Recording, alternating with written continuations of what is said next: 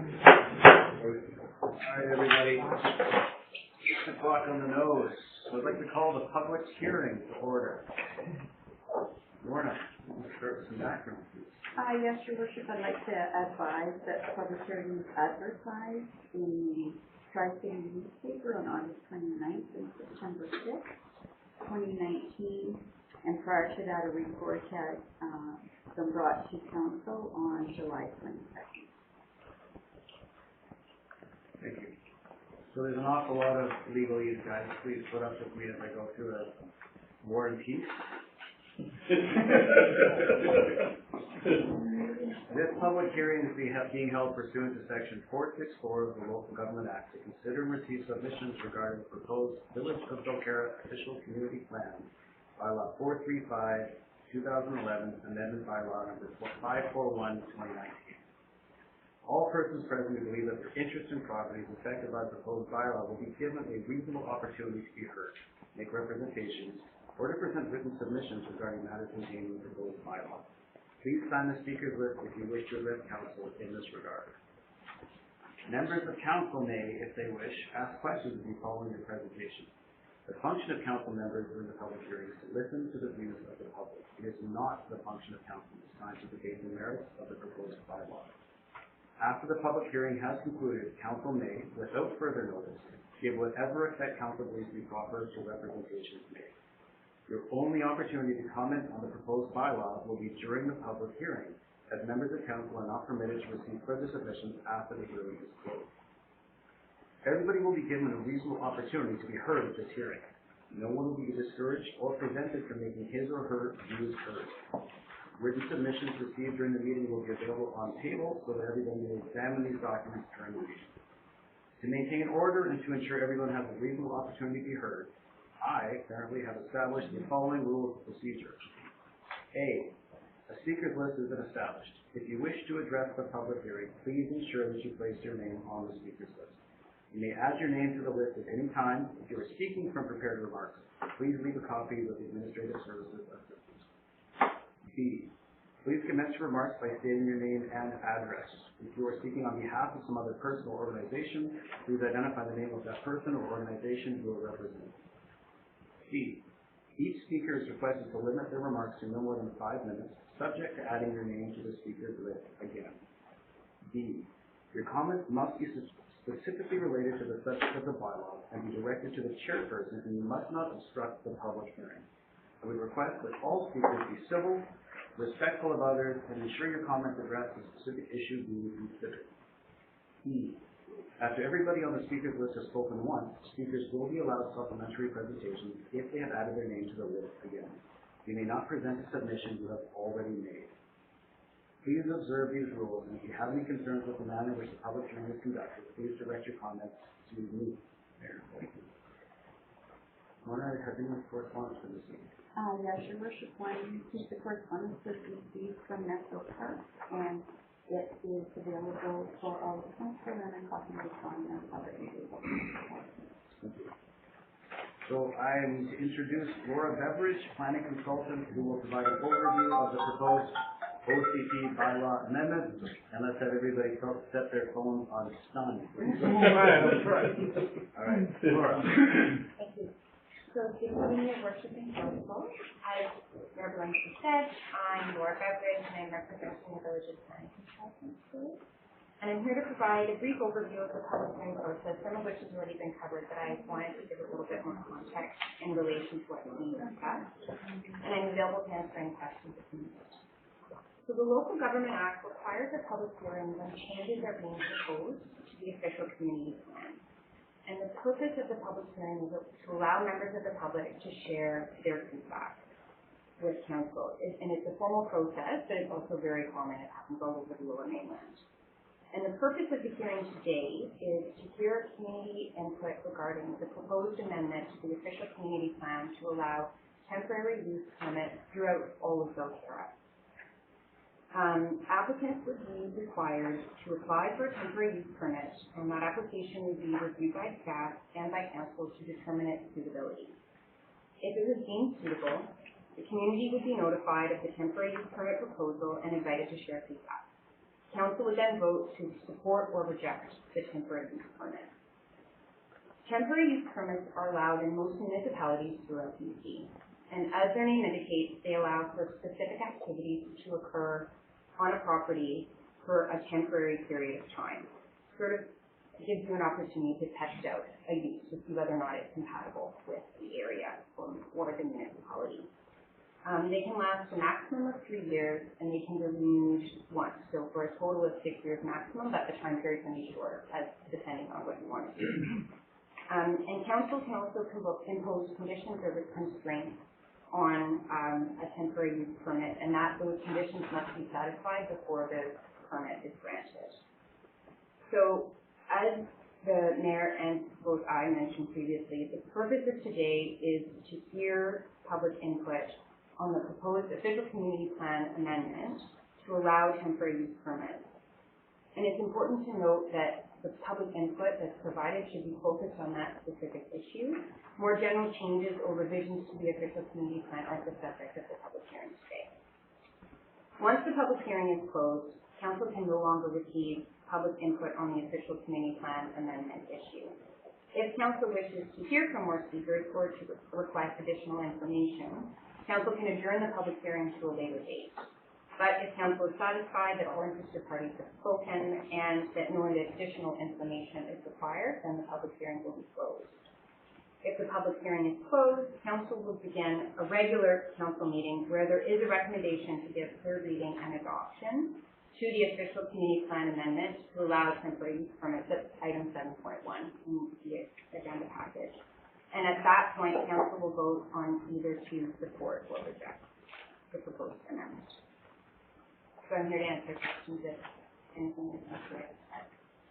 Thank you. Otherwise, So I'll start by calling up speakers and speakers, but I'm just going to do a quick summary, because I don't want people to be surprised if I'm required to cut you off if you're trying to debate the merits of an ELC. This has nothing to do with that. What we're talking about is whether or not we're allowing temporary use permits to be issued, and that's an OCP amendment. So that's what we're talking about today. So I want to apologize in advance if people get focused on something outside of that. I'm required to bring it back to the temporary use permits, whether or not we allow those at all as a municipality, not any specific application. Okay, so we're all clear again. So the first name is Sherry Chisholm. Okay, Sherry Chisholm, 4505 Belcarra Bay Road. I really have questions only. I didn't do a written petition. I think it's fine to have a tea room and a little cafe. We already have commercial operators in the community. We have the concession building. We have the canoe rental. Now they are on parkland. This is on private land. Why 3 years? Why not? How long does it take to get them reassessed as commercial? And I don't know how long that takes. I mean, even if you said give them a permit for a year and then they can be reassessed by the property values and go forward. But 3 years seems a long temporary. So those are my comments. Thank you. Second up is Ron Davis. Yeah, Ron Davis, ch28, and I didn't know what the chair was going to say, but I agree with her. I think the 3 years is quite long, and extension for another 3 years. I think it should be 2 years.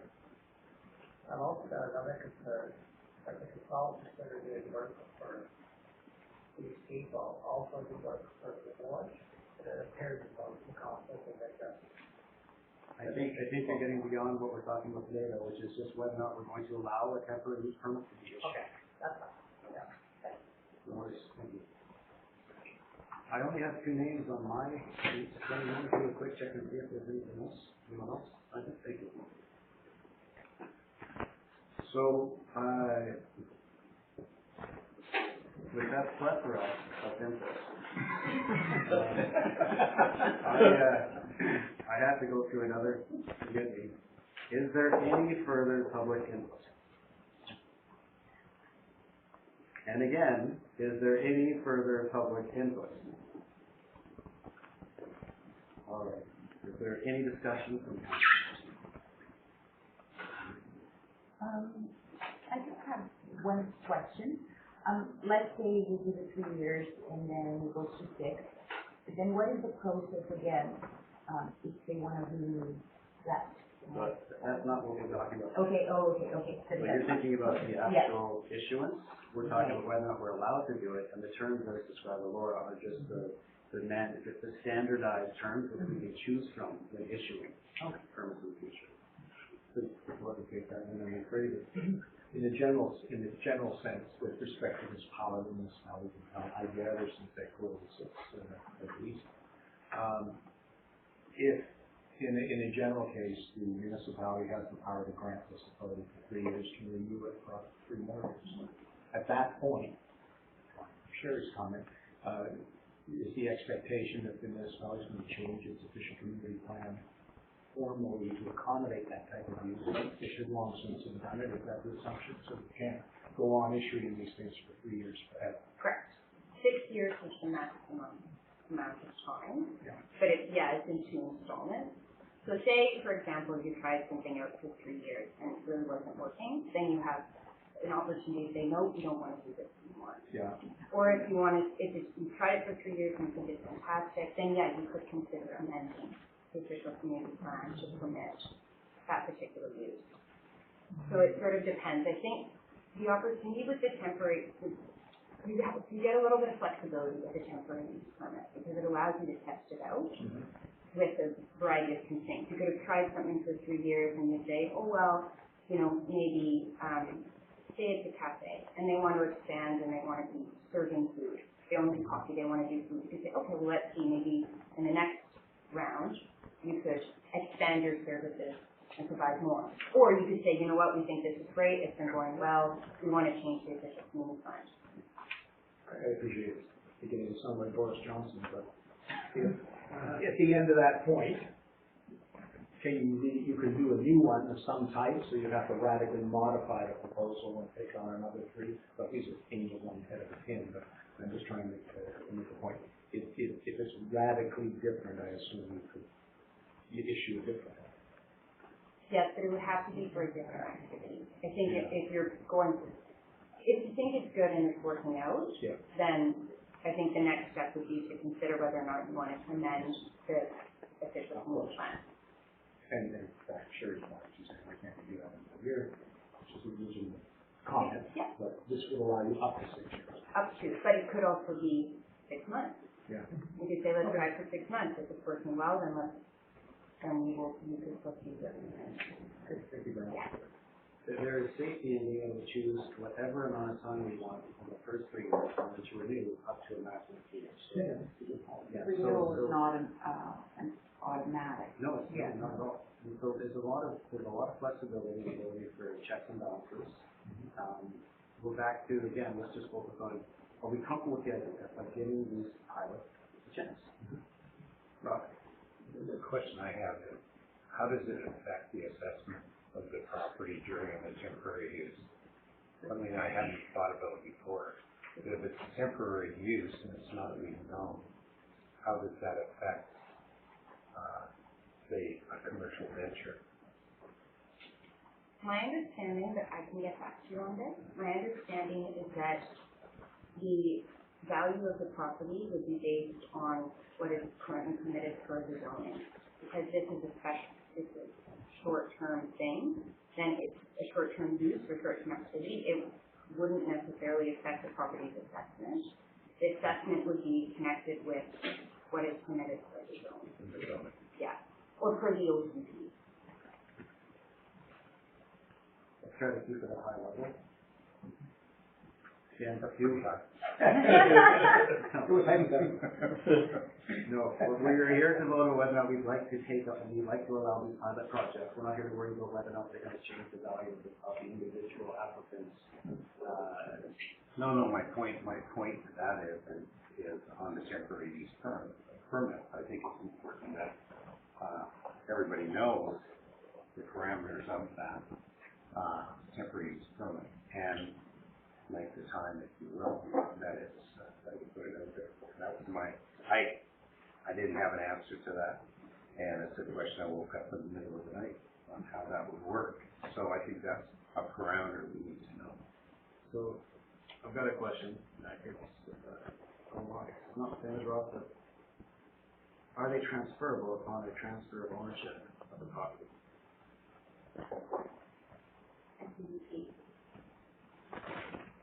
It would be associated with the property, right? Dividing the transaction? I guess it would depend whether or not the new ownership wanted to take on that particular use. Is it common to make a contingent on the on the applicant, and if there's a transfer of ownership, you could Yeah. still protect it? Yes. One more question. Council can place any type of conditions or constraints on the community. So if you wanted to tie it to the owner, for example, then you could absolutely do that. So a condition of granting the temporary use permit is that the owner, it must be operated by us. All right, well, can I get someone to move the item? Second? We have all written and verbal submissions regarding the Village of Belcarra Official Community Plan, OCP bylaw 435, 2011, amendment bylaw number 541, 2019, up to and including September 9th, 2019, will be received. All in favor? None opposed, motion carries.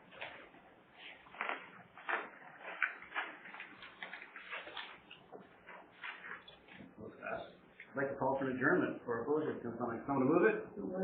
Seconded. Thank you very much, Rob. All in favor? None opposed, motion carried. Please note, members of council are not permitted to receive further submissions after public hearing is closed. Are we done? We're done? This is where I get to play Julius Caesar and say, let there be cake. So, we kind